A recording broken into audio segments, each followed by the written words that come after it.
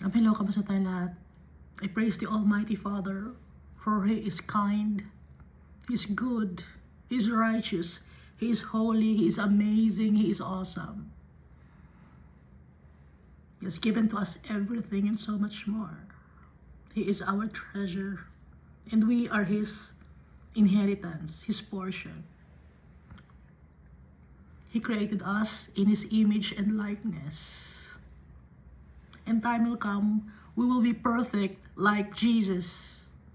Our Father sent to us our Savior, the Messiah, the Lamb of God, the bread of life, the man clothed in linen and inkhorn. He's the one writing our names in His book of life. Jesus, Yeshua, the high priest in the order of Melchizedek. He is the burnt offering, the sin offering, the grain offering, the drink offering. He's the coming King. And He wants us, His friends, to be in His kingdom, to be with Him in His kingdom that will never end.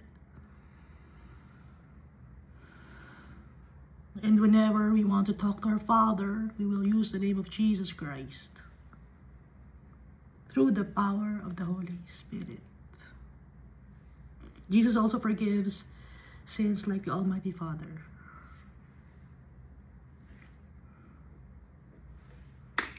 I thank also the Holy Spirit for showering us with gifts and fruits every day, strengthening us, reminding us of the faithfulness of our Father, reminding us of the teachings of Jesus Christ. So last time we read Proverbs chapter 12. For recap, itong Proverbs chapter 12. Yung mga tao na matanggap ng correction, those people are considered knowledgeable. But the people who hate being corrected, they are stupid or unintelligent.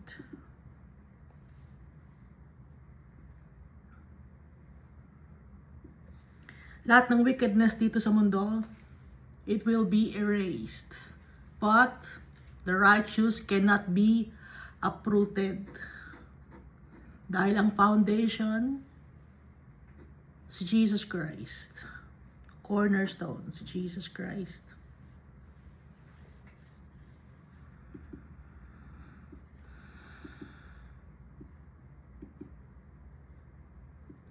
Yung mga wicked people, they will be overthrown at mawawala sila. Pero yung righteous people or the wise people will inherit the kingdom of God, and they will stand firm, immovable, unshakable.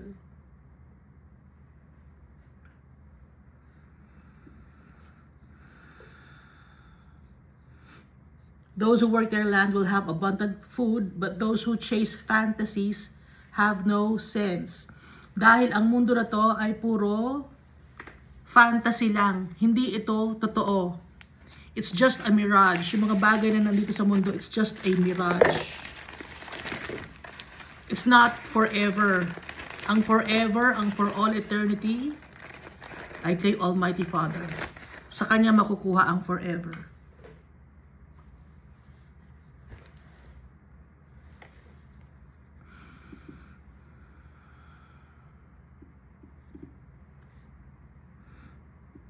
Truthful lips endure forever. Kaya hindi tayo dapat maging sinungaling. Kahit ano pa ang sabihin, white lies, sinungaling din yon. Ayaw ni Almighty Father ng mga sinungaling. Sino ang unang nagsinungaling? Yung ahas. Gagayahin ba natin yung ahas?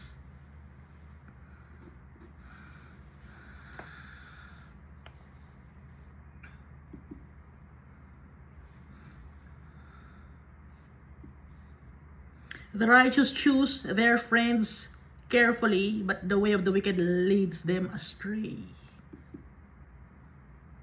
So dapat kung sino yung sasamahan natin, makaka-inspire sa atin to obey our Father. Makakapagtulong sa atin sa ating spiritual life. Yun ang ating dapat na sasamahan. Pero yung mga tao dito sa mundo, i-share natin sa kanila ang salita ng Diyos.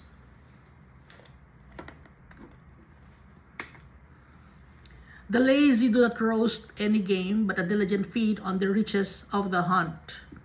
Yung mga tamad, ano ba yung mga tamad? Sino ba yung mga tamad dito sa mundo? Mga tamad na tao dito sa mundo ay yung hindi nag-work para kay Almighty Father. Hindi sinusunod ang utos ni Almighty Father. Kahit na masipag ka dito sa mundo, gumagawa ka ng trabaho mo bilang isang kung ano man ang trabaho mo or occupation mo. Ang tunay na trabaho kay Almighty Father is to worship Him, to love Him, dahil yung mga bagay na iniipon mo dito sa mundo, dahil sa trabaho mo, nawawala yun. So that's laziness.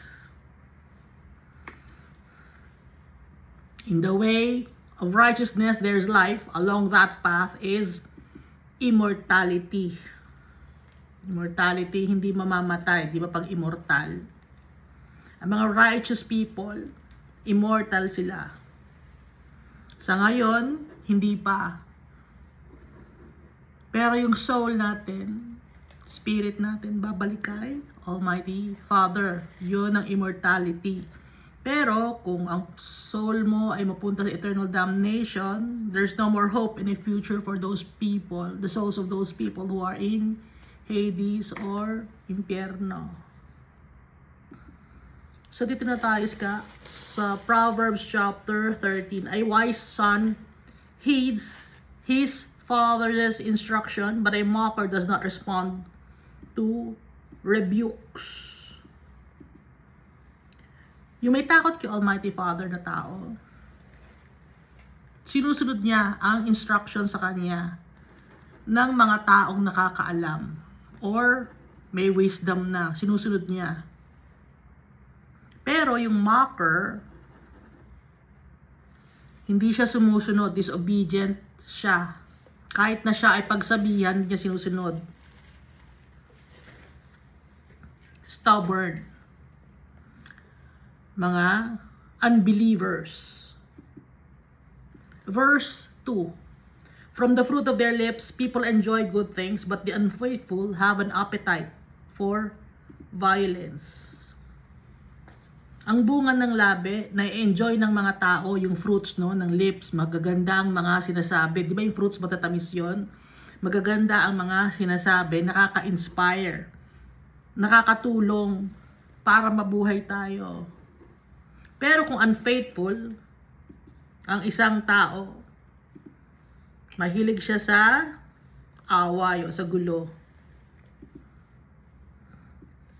Pinag-aaway-away niya ang mga tao, gumagawa siya ng pagkakabaha-bahagi. Those who guard their lips preserve their lives. Babantayan natin ang ating mga bibig, mga lumalabas sa ating mga bibig. To preserve our lives. Yung buhay ba dito sa mundo? Hindi. Ang buhay na after this life here on earth. Yun ang mape-preserve. But those who speak rashly will come to ruin. Yung mga nagsasalita ng mga masasama, naninirang puri, chismis, kasinungalingan, yun ang ikakapahamak nila. A sluggard's appetite is never filled, but the desires of the diligent are fully satisfied. Sluggard meaning tamad. Tamad siya. Sluggard's appetite, hindi siya nabubusog. So yung mga tao dito sa mundo, mga unbelievers, hindi sila mabusog. Hindi sa pagkain, kundi sa mga bagay na hinahanap dito sa mundo. Trabaho sila ng trabaho. Pero they are considered sluggard kasi nga yung trabaho na ginagawa nila ay puro sa pang sarili nilang kapakanan, hindi para kay Almighty Father. Kaya hindi sila masasatisfied, hindi sila magkakaroon ng joy and peace they will never be filled. Pero, kung ang desire naman ng mga diligent are fully satisfied. Diligent, masipag magtrabaho kay Almighty Father, sinusunod ang laws and statutes and commandments of our Father. They will be fully satisfied.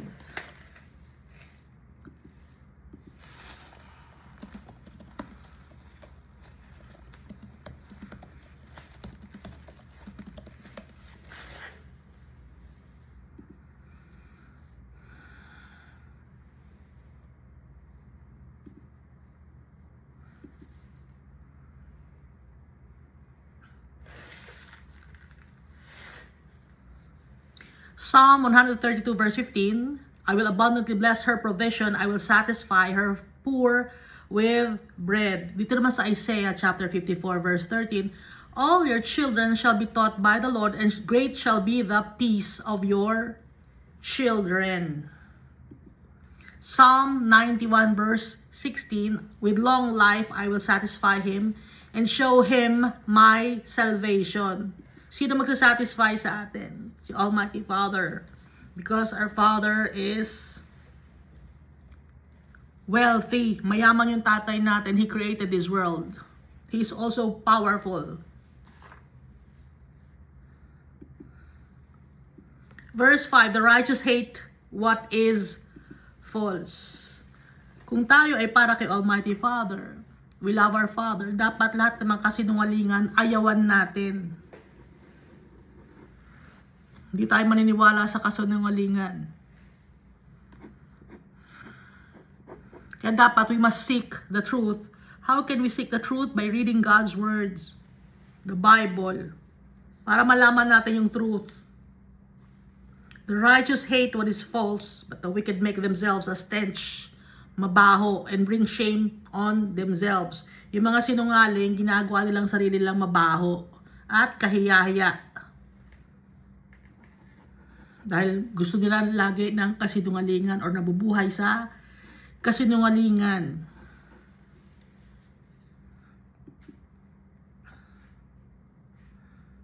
Bakit will make themselves a stench? Kasi nga sa impyerno, mabaho doon. Amoy sulfur. Matindi pa sa sulfur. Yung amoy ng sulfur parang rotten egg yun. Ganun ang amoy ng sulfur. Mas matindi pa sa rotten egg.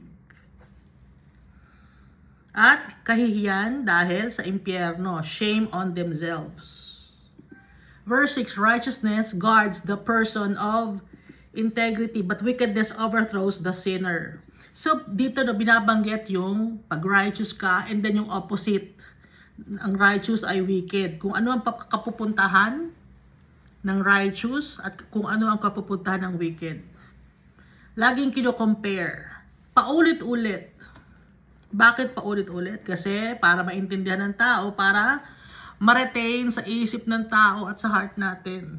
Dahil matigas ang ulo natin, madali tayong makalimot. Pinuulit-ulit ni Almighty Father. Binibigyan ng different kinds of scenario or types of scenario, iba-iba. Ini-explain mabuti sa atin ni Almighty Father. Righteousness guards the person of integrity. Kung may integrity ka, strong moral fiber, righteous ka dahil gusto mo honest ka. Naglalakad ka in righteousness, in the path of righteousness. Pero yung wickedness overthrows the sinner. Matatapon ang makasalanan dahil sa kanilang wickedness, dahil sa kanilang mga ugali.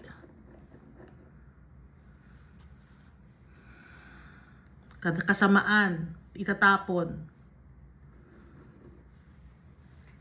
One person pretends to be rich, yet has nothing. Another pretends to be poor, yet has great wealth. Saan nga nakalagay ito? Sa book of Revelation. You are poor. You are rich, but you are rich.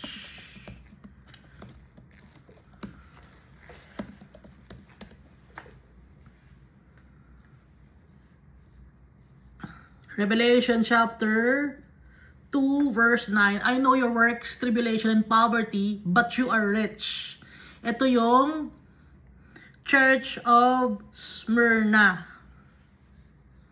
Sinasabi kasi ng Church of Smyrna, akala niya mahirap siya, pero sabi ni Jesus, ikaw ay mayaman. Bakit nasabing mayaman? Kahit mahirap dito sa mundo, ang tingin ni Jesus mayaman dahil ang tatay natin, si Almighty Father, siya ay rich, he is wealthy, our Father. Pero kung ikaw naman ay isang arrogant, prideful, boastful, ano ka? You are poor and wretched, miserable, no? Nakalagay dito sa Book of Revelation.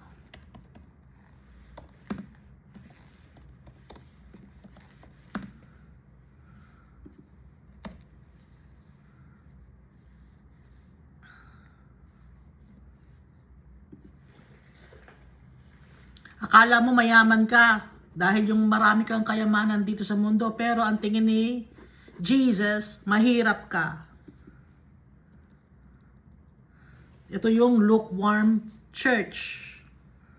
Revelation chapter 3 verse 17 to 18. Because you say, I am rich, have become wealthy, and have need of nothing, and do not know that you are wretched, miserable, poor, blind, and naked. I counsel you to buy from me gold, refined in the fire, that you may be rich, and white garments, that you may be clothed, that the shame of your nakedness may not be revealed, and anoint your eyes with eye salve, that you may see. Dahil hindi ka nakakakita.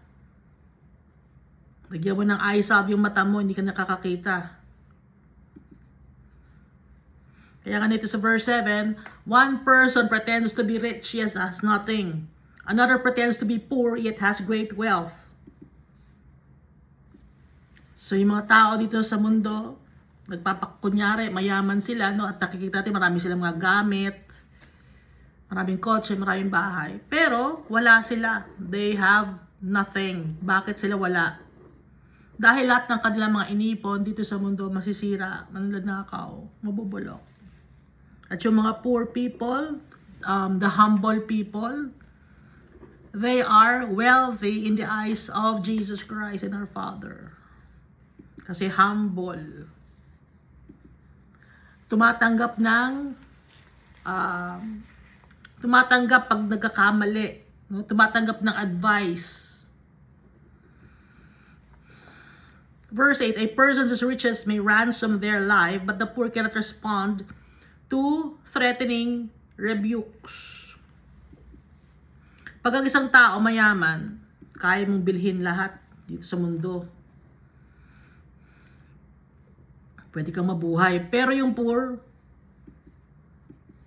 kahit na pag sila ay inaaway, hindi sila maka-fight back or makapagsalita. Kasi nga, poor sila. Dahil dito sa mundo, injustices ang namamayani. Puro laging mayaman ang laging may say sa lahat. Kaya nga 'di ba sa politics, sino ang laging nananalo sa politics? Mga mayayaman.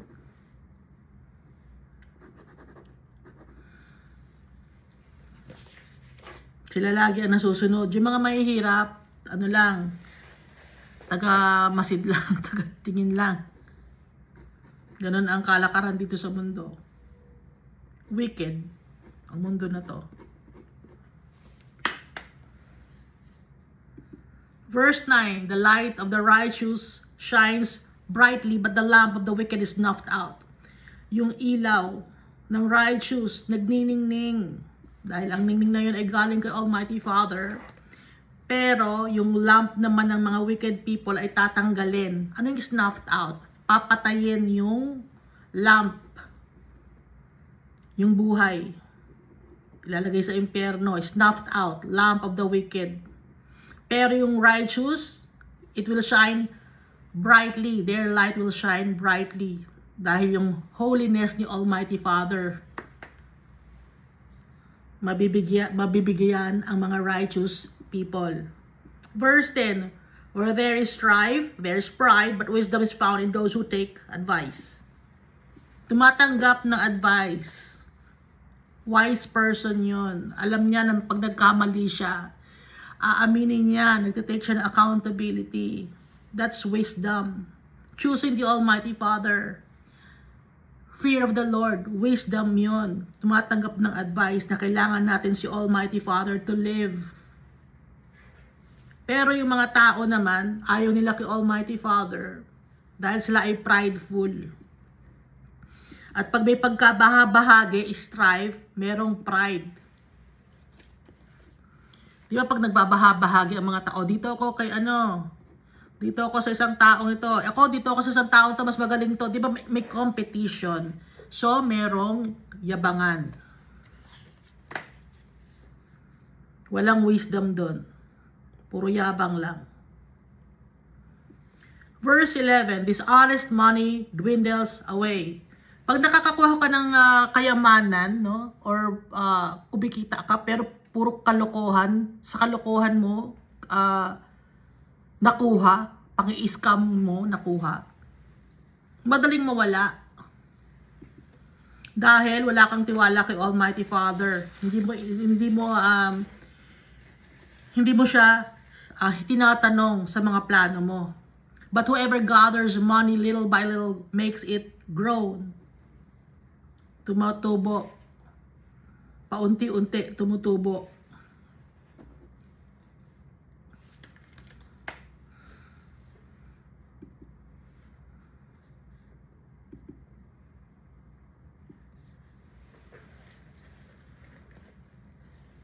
So alam ni Almighty Father, mahilig ang tao sa pera. Dishonest money dwindles away. But whoever gathers money little by little makes it grow. Dahil paghihirapan. Hope deferred makes the heart sick. But a longing fulfilled is a tree of life. Pag wala kang hope, magkakasakit ka. Pero, kung ang longing mo na ina-fulfilled, yun ang makakapagpahaba ng buhay mo.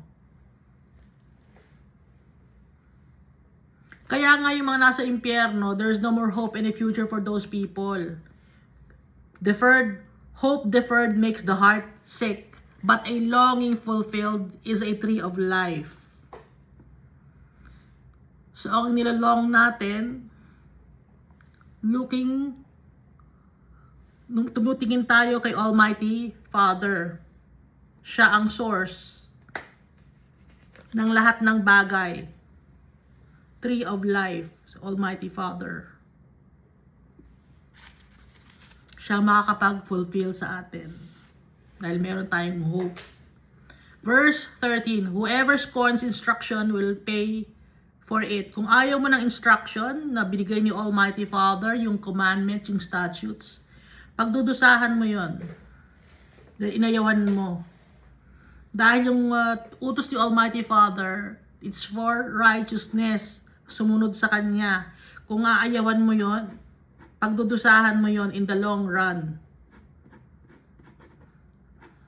May mga tao nagdudusa na ngayon dahil ayaw nila ng instruction ni Almighty Father.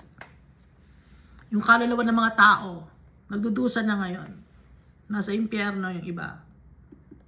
Nagdudusa sila. Kung disobedient kay Almighty Father, sure na sure, yung kaluluwa nasa impyerno. But whoever respects a command is rewarded. Pag nirerespeto natin ang utos ni Almighty Father, He will reward us.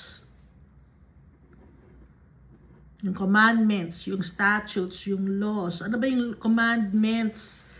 Check nyo na yung 10 commandments, no? Huwag nyo babawasan or dadagdagan. Tinanggal nyo yung yung thou shall not make any graven images. Ang pinalit nyo ay thou shall not covet thy neighbor's goods. Isa lang yung thou shall not covet thy neighbor's wife and thou shall not covet thy neighbor's goods. Isa lang yun, no? Isa lang meaning nun. Anong tinanggal nyo? Na dapat hindi nyo tatanggalin. Thou shall not make any graven images. Ginawa ninyo at sinamba ninyo. Nagot kayo Almighty Father. Nakalagay sa Bible. Hindi dapat bawasan, hindi dapat dagdagan. Ha? Mananagot kayo kay Almighty Father. Verse 14, the teaching of the wise is a fountain of life. Nagbibigay buhay.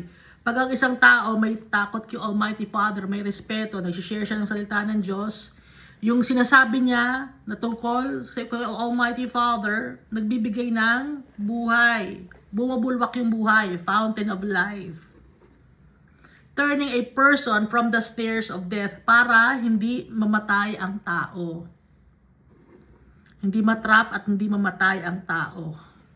So magbabasa tayo ng Bible para hindi tayo matrap. Para hindi tayo mamatay. Yung sinasabing mamatay is yung soul natin, no? Kasi dito sa Bible, kay Almighty Father, yung body natin ay iba. Dahil mahina ang katawan natin. Pero yung soul and spirit natin, babalik kay Almighty Father. Lahat tayo. Dahil gawa lang sa alikabok itong katawan natin.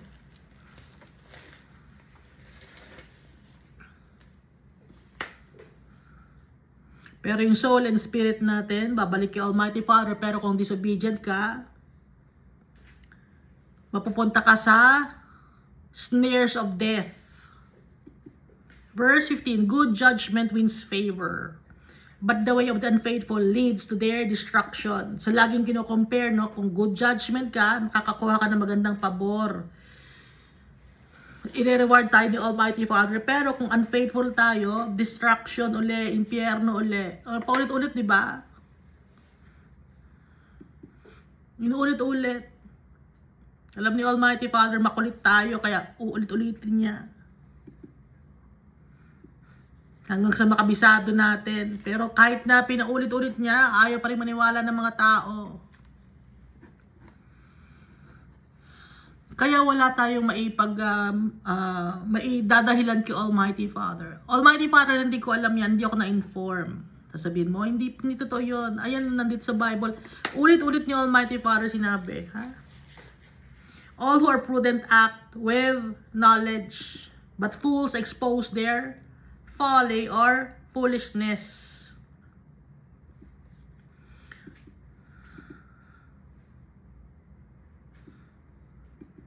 Lahat ng prudent, pagkikilos tayo with knowledge.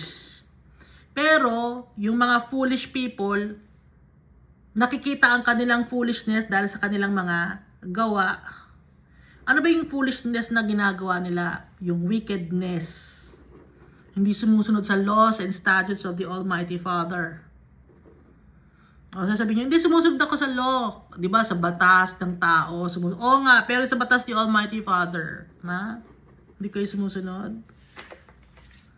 Yung mga graven images ninyo, ayaw ni Almighty Father yun. Ayaw nyo sundin. Tigas ulo ninyo. Ang tawag sa inyo. But fools expose their folly.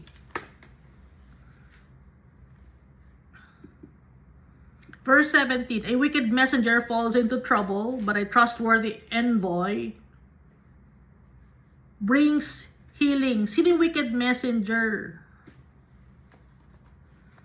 Wicked messenger, nagsashare ng salita ng Diyos. May wicked. Sino yung wicked na yun? Mga sinungaling. Sinungaling na messenger. Napupunta sa kapahamakan. Pero trustworthy, envoy, messenger din to, trustworthy siya. Nagbibigay ng, o nakakapagpagaling. Ano yung galing? Ano yung healing na yon? Spiritual healing ito. Mapagkakatiwala ang messenger or envoy. Spiritual healing ang dardala niya.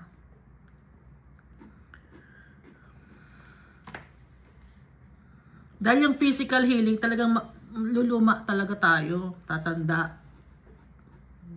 Kakasakit. Dahil nga sa kasalanan. Pero, yung soul natin, yung spirit natin, mahihil.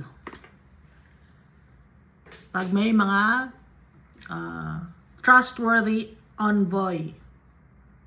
Pag trustworthy, ibig sabihin lahat ng sinasabi na nasa Bible, yun totoo ang sasabihin, hindi kasinungalingan.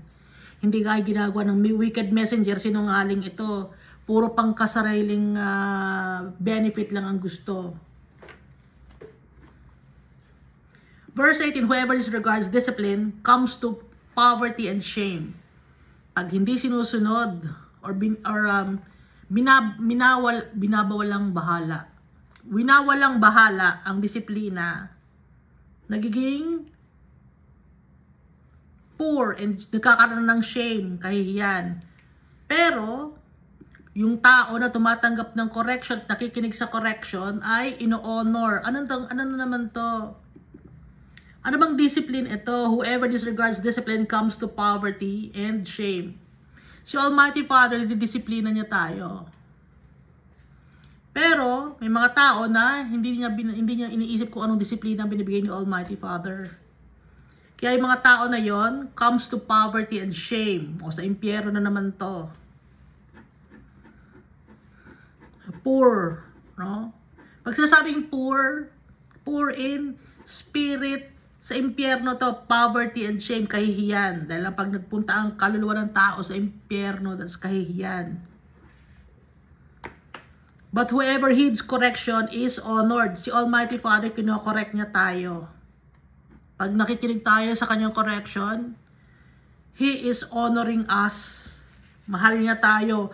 Pag minamahal natin ang tatay natin, may takot tayo sa kanya, may respeto tayo sa kanya. Ganon din siya sa atin. Meron siyang respeto sa atin. May pagmamahal.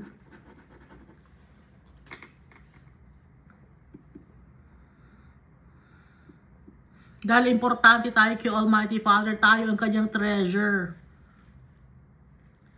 Kamukha natin yung tatay natin. Lagi nating iisipin, He created us in His image and likeness. Kaya importante tayo sa Kanya, sa tatay natin. Lagi nating tatandaan yun, He created us.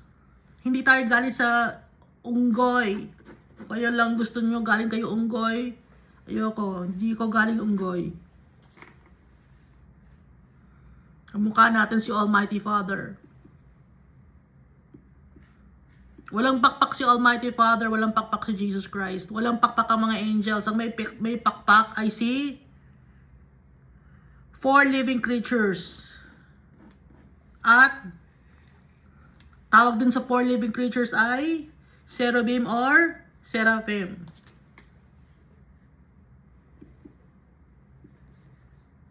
Verse 19, a longing fulfilled is sweet to the soul, but fools detest turning from evil. Yung mga foolish people, ayaw nilang maging maayos. Gusto nila kasamaan ng, ayaw nilang mag-turn from evil. Gusto nila magdiretso sa paggawa ng wickedness, sa evilness. Yung mga foolish people, yung mga walang takot kay Almighty Father, gusto nila lagi gumawa ng wickedness. Pero a longing fulfilled is sweet to the soul. Sino itong longing fulfilled? Tayo na nagmamahal kay Almighty Father, we are longing for Him. Sweet sa soul yun. Maganda ang kapupuntahan natin. Pag we are longing for our Father and we obey Him. Pero pag ang mga foolish people, ayaw nila gumawa ng kabutihan. Galit sila, detest, or abhor, or loathe, turning from evil. Gusto kasi nila evil eh. Kaya hindi sila dire-diretso sila sa paggawa ng evil, ang mga foolish people. Wala silang takot kay Almighty Father. Verse 20, walk with the wise and become wise, for a companion of fools suffers harm. Dapat lagi ang sasamahan natin wise, para maging wise din tayo. Paano ang magiging wise? Anong ibig sabihin ng wise?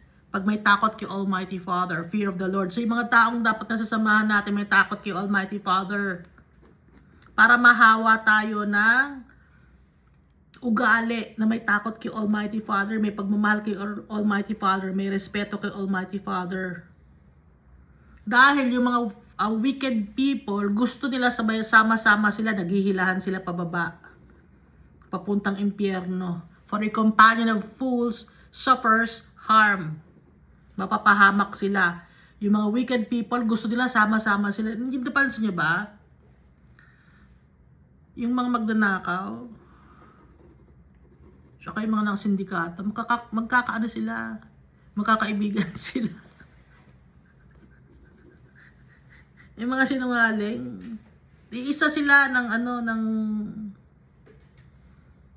ng molde.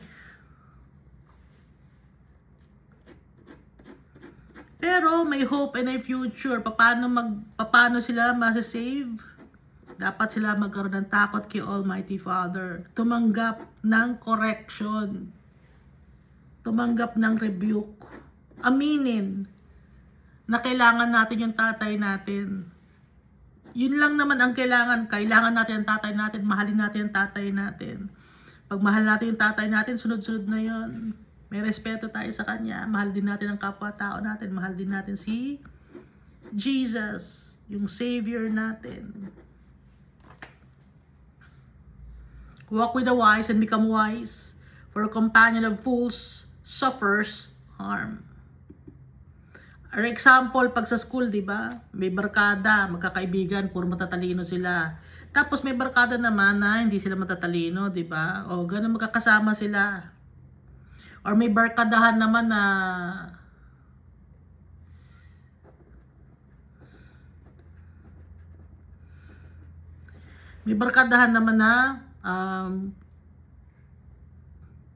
may bisyo, no? So ang kasama nila rin may bisyo rin. Malalaman mo ang isang tao, i-check mo yung kanyang mga companions. Ay, ano ba klase mga companions? Ay, ganun pala yung mga companions niya, siya rin ganun.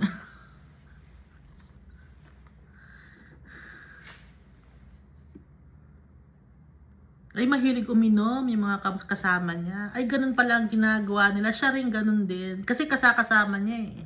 Ibig sabihin, tanggap siya.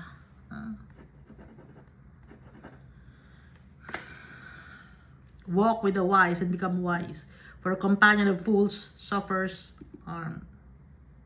Verse 21, trouble pursues the sinner. Napapahamak. Hinahabol ng kapahamakan ang mga taong wicked. But the righteous are rewarded with good things.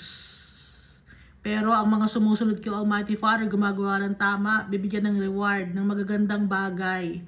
Pero ang reward naman ng mga sinners, kapahamakan.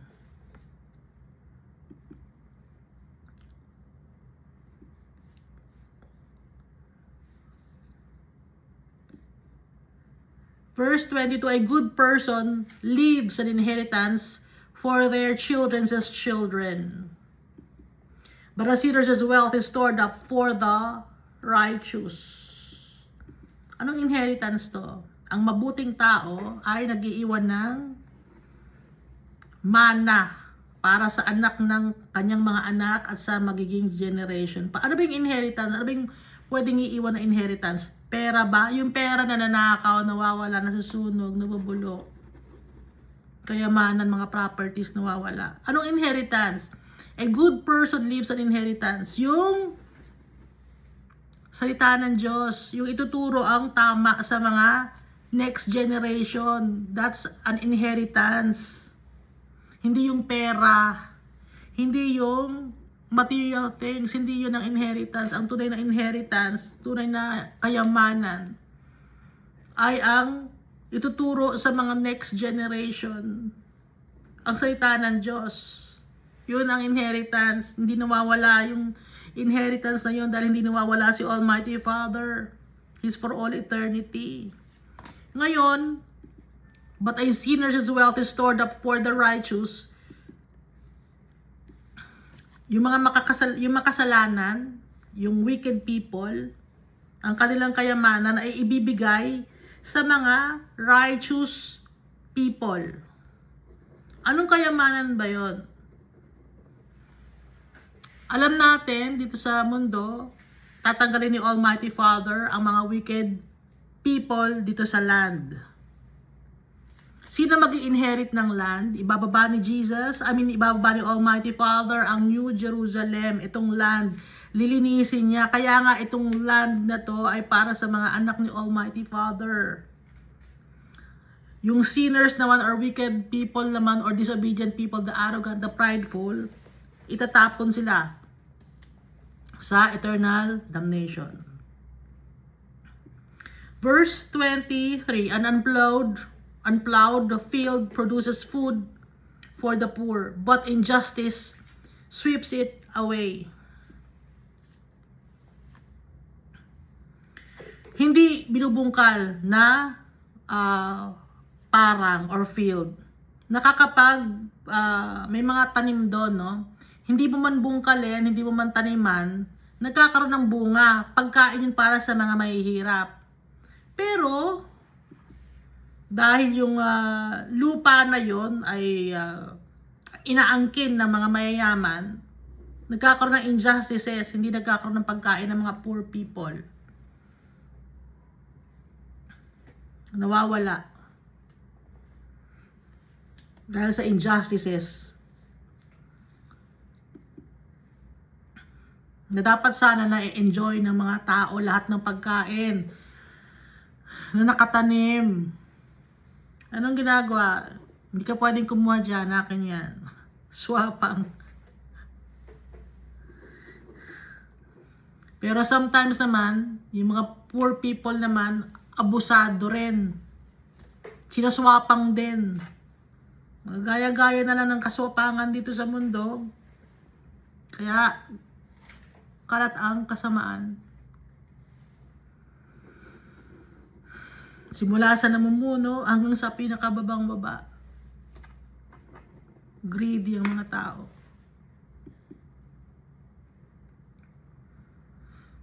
Laging nagsisisihan. Yung mga mayayaman, sinisisi ang mahihirap. Yung mga mahihirap, sinisisi ang mayaman. Dito sa mundo, nagsisisihan sila. Hindi nila i-check yung sarili nila. Ano bang contribution ko? Bakit ba ako ganito? Dapat i-check natin yung sarili natin. Huwag magsisisihan. Dahil lahat tayo, pantay-pantay. May kakulangan. May pagkukulang tayo. Sa tatay natin. Kaya tayo ay napaparusahan.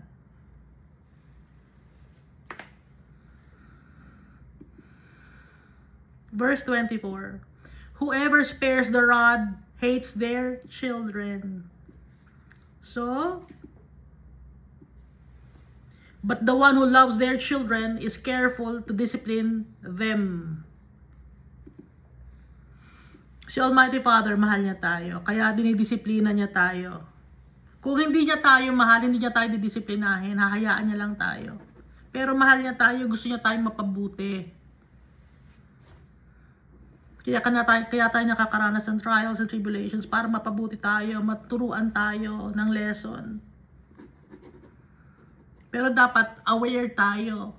Yung mga tao, hindi sila aware. Akala nila pinaparusahan sila dahil galit sa kanila si Almighty Father. Hindi yun. Hindi yung ganon. Napaparusahan tayo dahil mahal tayo ng tatay natin. Gusto niya tayong ituwid. Gusto niya tayong gisingin. Tigilan na ang kasamaan na ginagawa natin. Yun ang tinuturo sa atin ng tatay natin. Pero anong ginagawa natin? Akala natin, hindi, galit si Almighty Father sa akin, bakit niya itong ginagawa niya? Hindi. Pagmamahal ni Almighty Father, dahil hindi lang ang buhay dito ang meron tayo. Meron tayong buhay sa next life. The life that we have a life after life here on earth.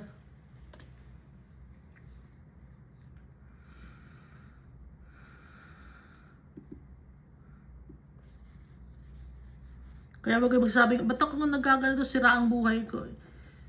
Si Jesus, hindi nyo nakikita? Pinatay si Jesus. Walang kasalanan si Jesus pero pinatay siya. Kaya wala tayong dahilan para magreklamo, Lord, bakit kaya itong buhay ko? Sasabihin natin, wala akong kasalanan, maayos akong tao. Wala, hindi tayo maayos sa tao. Ang maayos si Jesus. Pero anong ginawa sa kanya? Pinatay siya. Kaya wala tayong maidadahilan. Wala tayong lusot.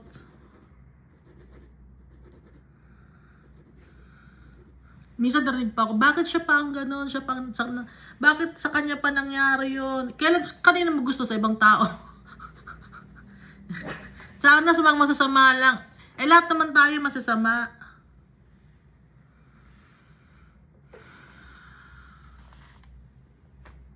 Namimili pa. Bakit siya pa? Bakit ako pa? O bakit hindi ikaw?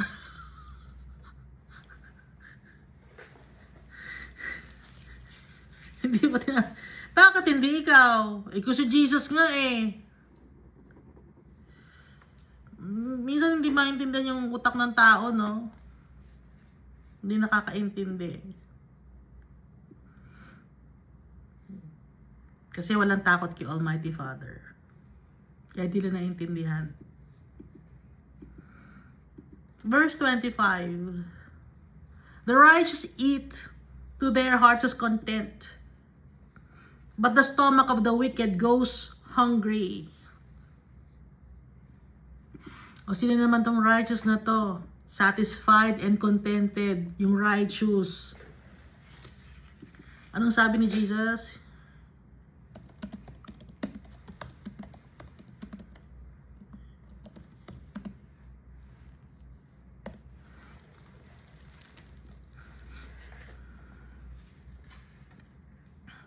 Revelation chapter 3, verse 20. Behold, I stand at the door and knock. If anyone hears my voice and opens the door, I will come into him and dine with him and he with me.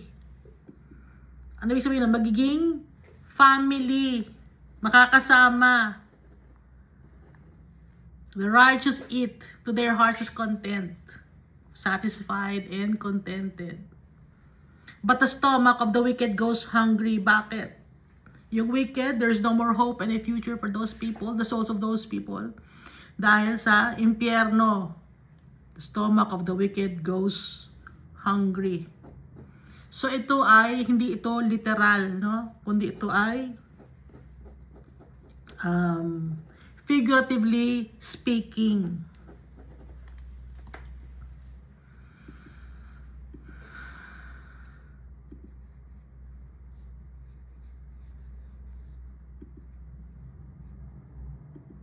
Proverbs chapter 14. The wise woman builds her house, but with her own hands, the foolish one tears hers down. So alam natin ang wise woman. Bakit wise woman? Dahil ito ay nation. Nation ang ibig sabihin ng wise woman. A wise nation builds her house. Ibig sabihin mga tao. Wise ang mga tao na nagbumubuo ng isang nation. Wise sila, may takot sa kay Almighty Father. Maayos ang kanilang nation. Pero sira ang nation kung ang mga tao, ang mga bumubuo na tao sa isang nation ay wicked. Walang takot kay Almighty Father. The wise woman builds her house, but with her own hands, the foolish one tears hers down. So, ang nation natin maayos ba? Hindi. Hindi syempre, dahil tayo ay wicked. So, dapat lahat tayo sama-sama to unite. Magmahalan, magkaroon ng takot kay Almighty Father at respeto siya. Pero kung walang respeto kay Almighty Father, never magkakaroon ng peace dito sa mundo. Kahit sumigaw pa kayo ng sumigaw dyan, na maghapon magdamag sa kalye ng peace, hindi kayo makakakuha ng peace. Wala kayong takot kay Almighty Father. Verse 2, whoever fears the Lord walks uprightly. Pag may wisdom ka. But those who despise Him are devious in their ways. May mga taong galit kay Almighty Father. Up to now. Before may tao nang galit kay Almighty Father. And up to now, those people are wicked. Ayaw acknowledge si Almighty Father. Gustong burahin si Almighty Father sa isipan at puso ng mga tao. Sorry to say, hindi nyo mabubura si Jesus Christ at si Almighty Father sa puso at isipan ng mga tao dahil si Almighty Father, He created this world. He created us. We are at His mercy.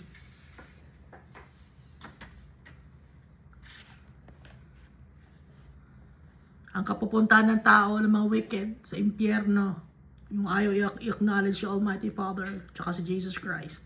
Whoever fears the Lord walks uprightly, but those who despise Him are devious in their ways. A fool's mouth lashes out with pride, mayabang. Pag foolish person ka, wala kang takot kay Almighty Father, mayabang ka. Kung ano-anong pinagyayabang mo. But the lips of the wise protect them. Pag may takot kay Almighty Father, the fear of the Lord, ang nagpoprotekta ay si Almighty Father. The lips of the wise protect them. Paprotekta sa atin si Almighty Father. At yung bibig natin dapat maayos ang lumalabas, hindi puro mga wickedness. Nakakahiya kay Almighty Father. Where there are no oxen, the manger is empty, but from the strength of an ox come abundant harvests. We must work for our God.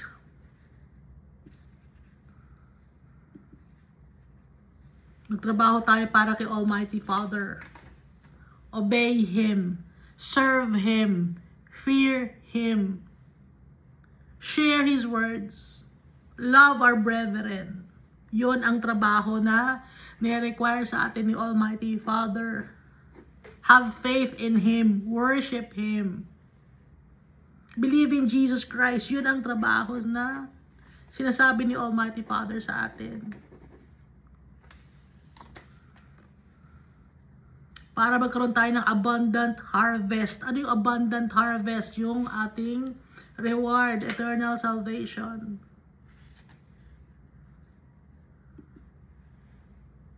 Strength of an ox. So, one of the 4 faces of the cherubim ay face of an ox. Ano sa face of a man, face of a lion, face of an eagle, and face of an ox. Yung ox symbolizes strength, na masipag, nagpe-persevere. Isa sa mga katangian ni Almighty Father. Dapat meron tayo nun. If we love our Father, we must obey Him. Kaya lahat na, pagmahal natin ng tatay natin, lahat na ng blessings nasa sa atin na. Spiritual blessings. Ayaw nyo ng spiritual blessings. Anong gusto nyo? Blessings dito sa mundo? Material gains? Mananakaw yon, masisira. Kung yun ang gusto ninyo, that's wickedness. Gusto lang ninyo mabuhay sa mirage, sa fantasy. An honest witness does not deceive, but a false witness pours out lies. Ano ba yung witness? Nag-share ng salita ng Diyos, honest siya, hindi siya nagsisinungaling. Pero kung ang witness ay sinungaling, puro kasinungaling ang lalabas sa bibig niya. Sino ba yung mga false witness? Yung nagtuturo ng wala sa Bible. Nag-iimbento. Nagbabawas ng mga salita sa Bible o nagdadagdag. Yun ay mga false witness. Sino yung mga honest witness? Nagbabasa ng Bible, sinishare ang salita ng Diyos. Kung ano ang nasa Bible, yun lang ang sasabihin. Hindi nag-iimbento.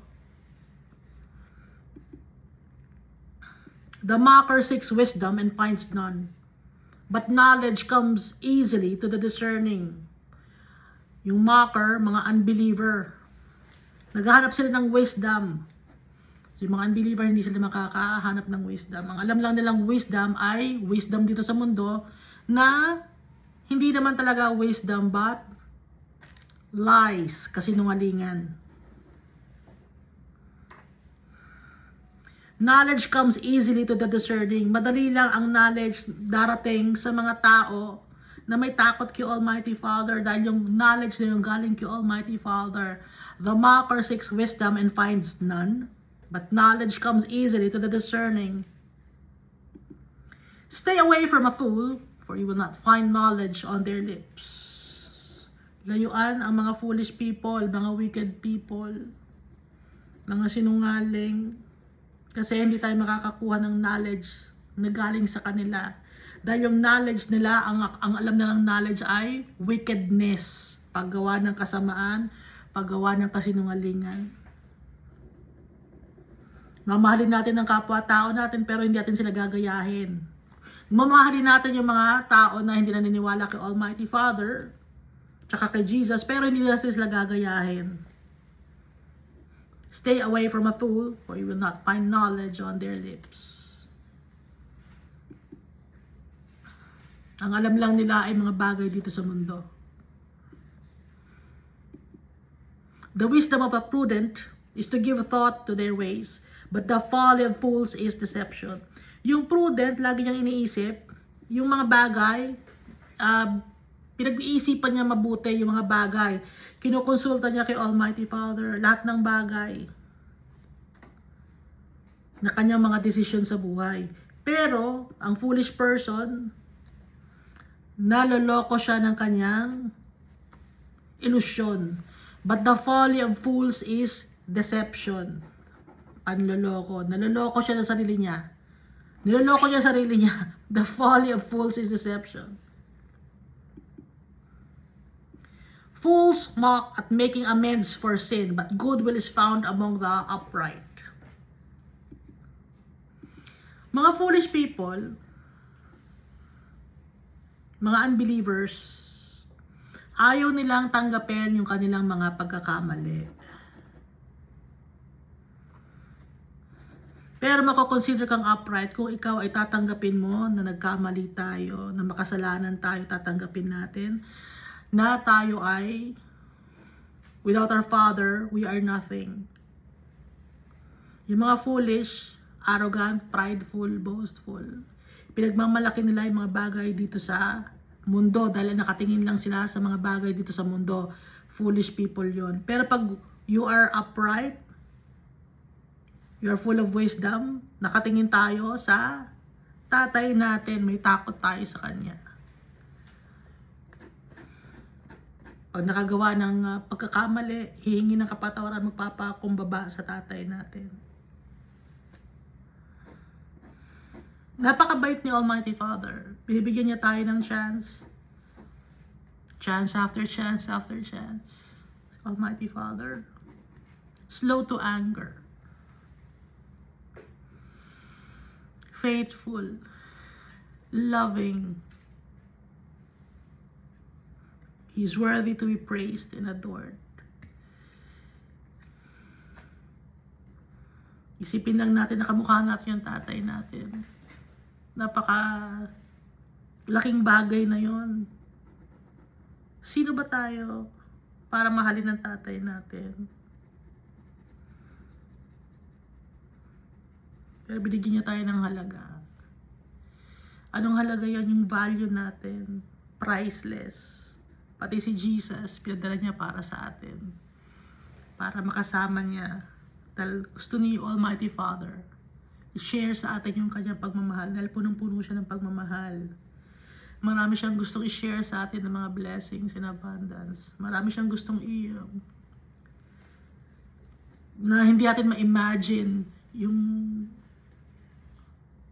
grandiosity ng mga bagay na ibibigay sa atin ng tatay natin. Kaya titingin tayo sa tatay natin, hindi tayo titingin sa mundo na to dahil sira ang mundo na to. Lilinisin ni Almighty Father ang mundo na to. And then sa kanya ibabang yung Jerusalem. Thank you, and God loves us all so much.